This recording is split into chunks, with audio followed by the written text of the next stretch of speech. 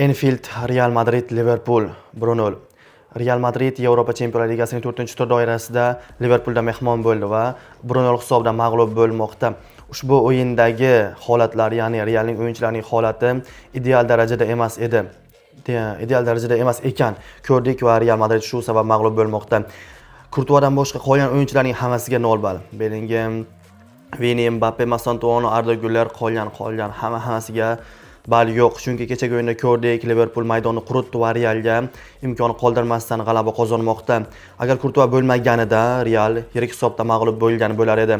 O'zi tan olish kerakki, ushbu o'yinga Real ikkita yirik g'alabadan keyin kelayotgan edi. Biri Barselona hamda ikkinchisi Valensiya bilan g'alabadan keyin ushbu o'yinga tashrif buyurdi va ushbu tashrif davomida Real xursandchilik bilan maydonni tark eta olmadi.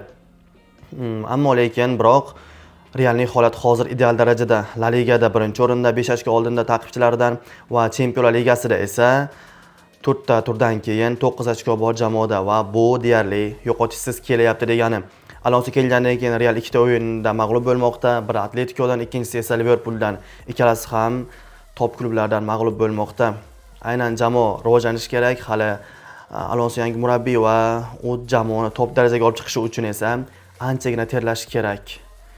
Siz esa o'yin haqidagi fikrlaringizni izohlarda yozib keting va bugungi o'yinlar haqidagi fikrlaringizni ham izohlarda yozib keting. Siz uchun izohlar ochiq.